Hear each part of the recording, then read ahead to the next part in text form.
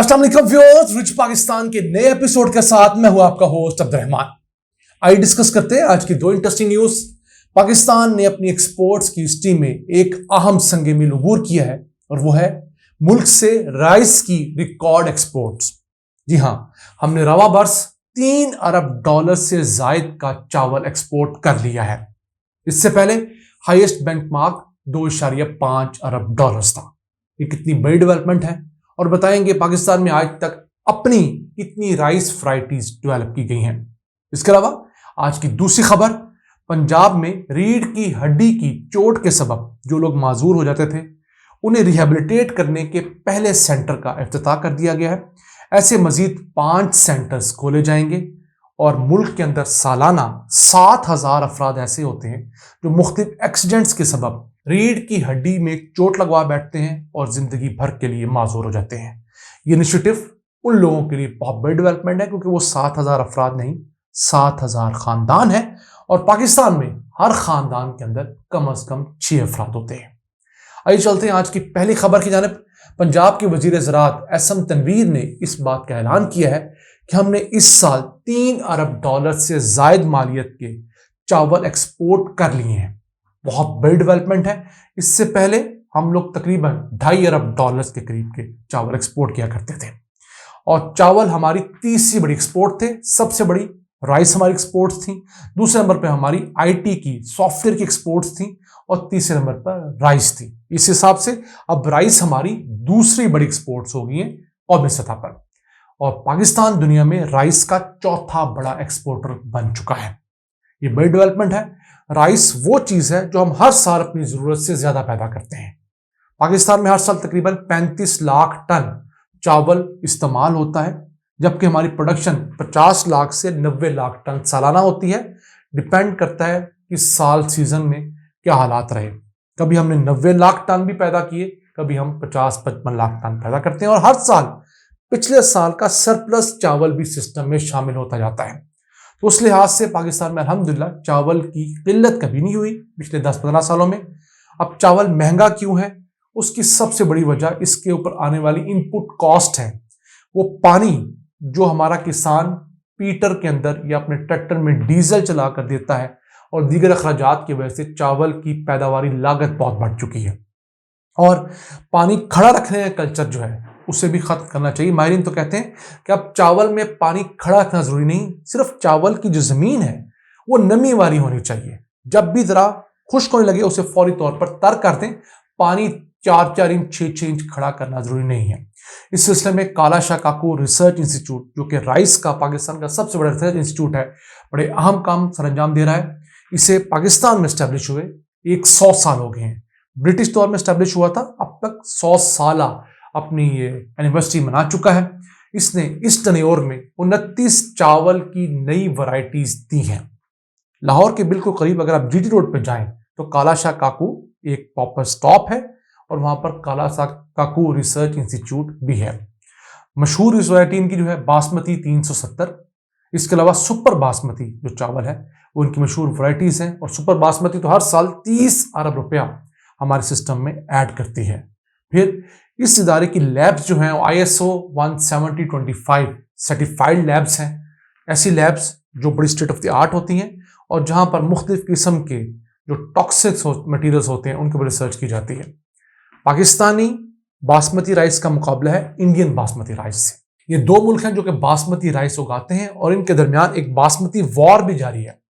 India की ख्वाहिश है कि सिर्फ हमें बासमती चावल दुनिया भर में फरोख्त करने का लाइसेंस मिले जियोग्राफिक इंडिकेशन के तहत, यानी दुनिया के अंदर सर्टिफाई कर दिया जाए कि बासमती चावल सिर्फ इंडिया की प्रोड्यूस है और बासमती नाम सिर्फ इंडिया यूज कर सके। पाकिस्तान इसे कॉन्टेस्ट कर रहा है और अल्हम्दुलिल्लाह हम दुनिया को बताने में किसी हद तक कामयाब हो गए हैं कि पाकिस्तान भी एक बड़ा सोर्स है बासमती चावल उगाने का। ये GI टैग अभी किसी मुल्क को मिला नहीं, उसूलन दोनों मुल्कों को मिलना चाहिए क्योंकि दोनों मुल्कों में बासमती चावल उगता है। हमारा क्लेम है कि हमारा बासमती चावल खुशबू में, लंबाई में, टेक्सचर में उनसे बेहतर है। तो ये मामलात हमारे चावल के हैं। एक अच्छी खबर पाकिस्तान के तमाम तर नामसाइद हालात के अंदर, इससे हमारी सालाना एक्सपोर्ट्स बेहतर होंगी और मुल्क में जो वापस स्टॉक्स पिछले पड़े हुए थे राइस के वो कम होंगे क्योंकि राइस की फसल आने वाली है। चंद दिनों के अंदर राइस की कटाई होकर मार्केट में नया राइस आ जाएगा, तो पुराना राइस फिर बढ़ता चला जाना था, उसको बेचकर ही हमने एक अच्छा फैसला किया है। आइए चलते हैं आज की दूसरी अहम खबर। पंजाब के अंदर पहले पैरालिजिक सेंटर का इफ्तिताह कर दिया गया है। एक ऐसा सेंटर जहां पर रीढ़ की हड्डी की चोट के सबब जो लोग मुतासिर होते हैं, अपाहज होते हैं, उनका इलाज किया जा सकेगा। ये पंजाब के अंदर 5 सेंटर्स बने हैं, जिनमें से पहले का इफ्तिताह government general hospital Samnabad Lahore में कर दिया गया है। इब्तदाई तौर पर 20 बेड का ये पैरालिजिक सेंटर है, जहां पर न सिर्फ लोगों को मसनूई आज़ा बनाकर दिए जा रहे हैं, बल्कि फिजियोथेरेपी की भी state of the art machinery मुहैया की गई है।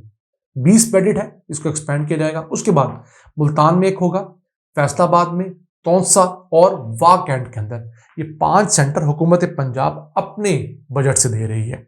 अब पैरालिजिक सेंटर्स जो हैं पाकिस्तान में सबसे पहले पेशावर में सेटअप किए गए, जो कि 1984 था। रेड क्रॉस की जानब से पहला शुरू किया गया। वो तो अब 150 बेड्स का state of the art hospital है और वो बहुत बड़ी तादाद में लोगों को ट्रीट कर रहा है। अब तक इस एक सेंटर ने 12,500 ऐसे मरीजों को अपने कदमों पे खड़ा किया है जो कि रीढ़ की हड्डी की चोट के सबब माजूर हो चुके थे। और जिन लोगों को इन्होंने अपने कदमों पे खड़ा किया है, उनको कोई ना कोई हुनर सिखाया है। 80% लोग उनमें से बरसे रोजगार है। ये बहुत बड़ी डेवलपमेंट है।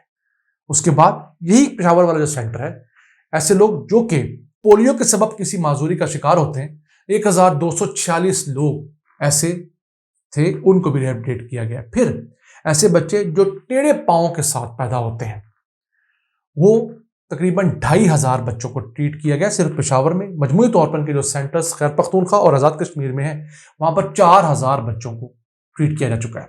अब बेयर फुट की डिजीज जो है, टेढ़े पांवों की जो डिजीज है, आपने अक्सर देखा होगा, उसके साथ पाकिस्तान में 7,000 बच्चे हर साल पैदा होते हैं और उनमें से वो मुश्किल 500 से 700 मैक्सिमम 10% बच्चे ऐसे हैं जिन्हें मेडिकल अटेंडेंस मिलती है और उनके पांव सीधे कर लिए जाते हैं। याद रखिएगा, कोई बच्चा अगर टेढ़े पांव से पैदा हुआ है तो जितनी छोटी उम्र में आप उसका इलाज करवाएंगे, उतनी जल्दी और बेहतर तरीके से उसके पांव ठीक हो जाएंगे और अपनी नॉर्मल जिंदगी गुजारेगा।